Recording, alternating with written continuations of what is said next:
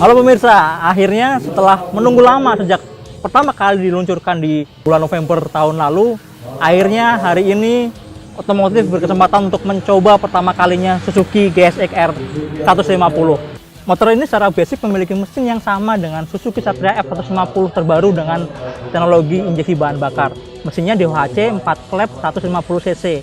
Namun karena bodinya bodi motorsport, bobotnya juga sedikit lebih besar, lebih berat, makanya Suzuki memberikan sedikit improvement pada bagian mesinnya. Tujuannya agar tenaganya lebih bagus. Salah satu yang dirubah adalah injektor. Injektornya memiliki semprotan lebih besar volumenya. Lubangnya juga ada 10. Perubahan lain ada pada airbox atau air filter yang lebih besar volumenya sehingga suplai udaranya jauh lebih banyak. Yang beda lagi adalah settingan ECU. ECU-nya berbeda sehingga engine manajemennya juga sedikit direvisi. Hal lain yang membedakan dengan Satria adalah final gearnya disesuaikan agar sesuai dengan bobotnya yang sedikit lebih berat. Meskipun lebih berat dari Suzuki Satria F150, namun kalau dilihat, dirasa-rasa, dan memang benar dirasakan, tadi saya sudah beberapa lap mencoba, bobotnya memang sangat ringan untuk ukuran motor 150 cc. Bukan cuma ringan, tapi desainnya juga sangat slim. Ini ramping banget. Kalau nggak percaya bisa mendekat ke sini, lihat bagian area tangki dan jok ini benar-benar sangat terlihat kurus. Jadi kaki tidak perlu mengangkang, kita sudah bisa menapakkan kaki dengan mudah.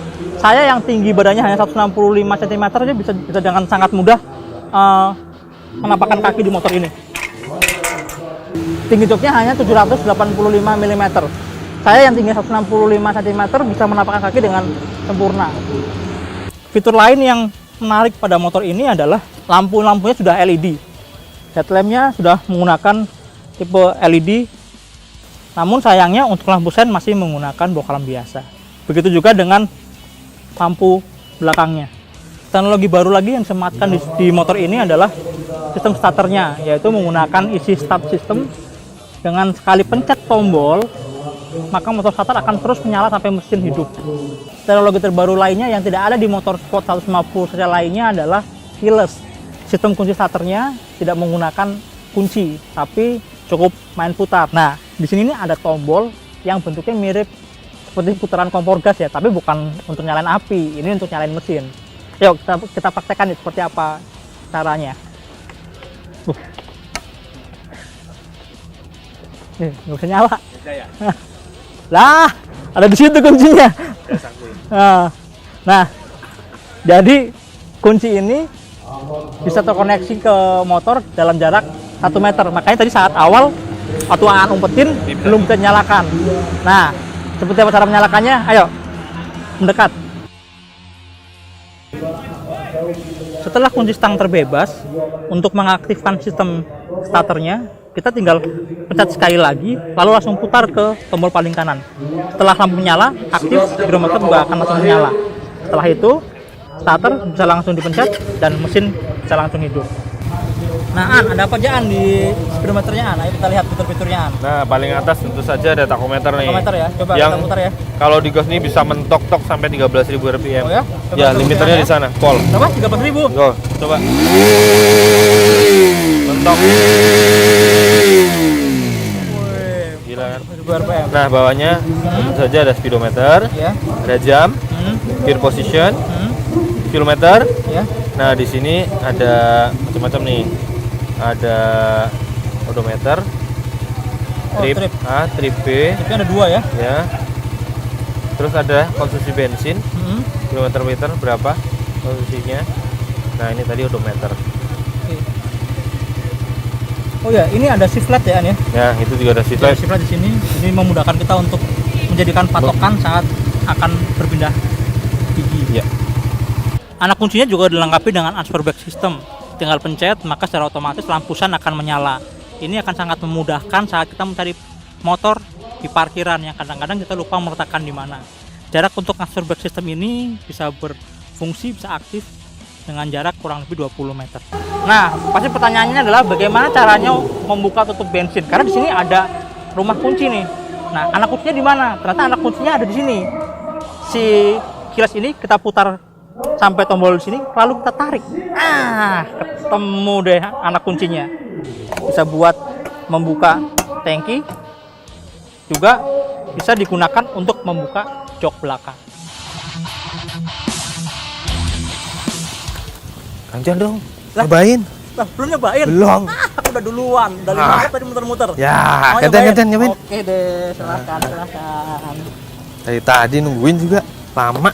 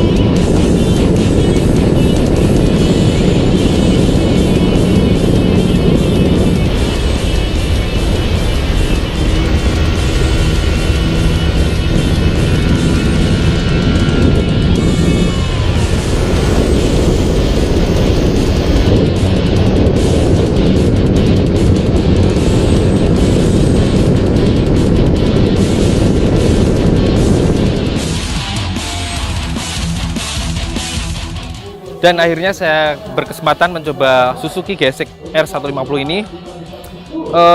Cukup surprise. Yang pertama tentu saja seperti yang rekan saya tadi bilang, motor ini sangat ramping, bener-bener ramping, slim banget. Tangkinya, joknya, tinggi joknya cuma 785 seperti tadi diungkap, makanya buat yang di bawah 170 pun masih nyaman. Nah kalau saya 173 cm, tentunya kaki juga nekuk. Setangnya yang underyoke, bikin riding position cenderung racing, tentunya cocok banget nih buat di sirkuit. Ketika di trek lurus kita bisa merunduk habis, berlindung di balik fairing dan visor untuk mengurangi hambatan angin. Nah kalau kita bicara handlingnya, karena tadi ringan cuma 131 kilo, itu paling terasa ketika kita menikung, berubah haluan seperti di S kecil dan S besar. Motor begitu mudah diarahkan ke tikungan.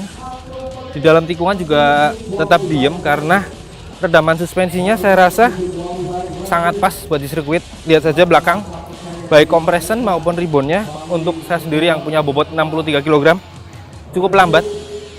Lihat, yang depan pun demikian. Cuma yang depan sedikit lebih empuk sih. Untuk motor standar ini buat di sirkuit lebih dari cukup. Kestabilannya juga bagus. Di dalam tikungan sambil nikung, buka gas, dia tetap diem, nggak terlalu goyang. Apalagi tadi yang saya tes bannya sudah ganti slick pakai IRC Fasti 1, makanya gripnya jauh lebih bagus dari standarnya. Kemudian kita bicara performa nih, pasti penasaran kan dengan mesin 150 cc DOHC 4 klep-nya. Karakternya karena dia overbore, maka jangan heran kalau sangat kuat di putaran tengah ke atas.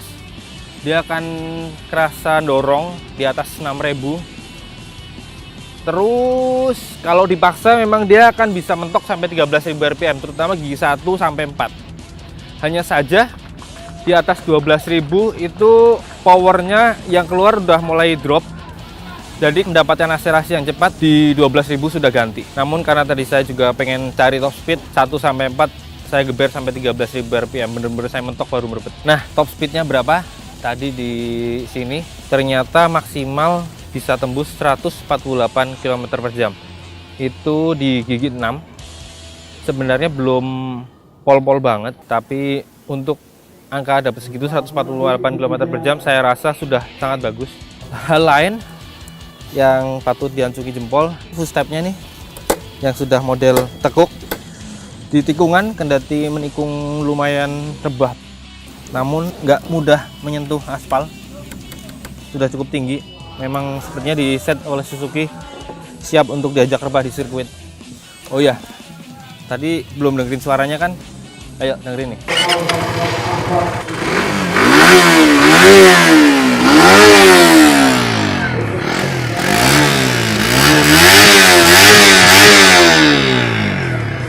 Penasaran dengan berapa harganya? Nih lihat. Nah, demikian pemirsa sesi first ride Suzuki Gesek R150 kali ini. Jangan lupa subscribe Otomotif TV. Sampai jumpa di video berikutnya. Bye.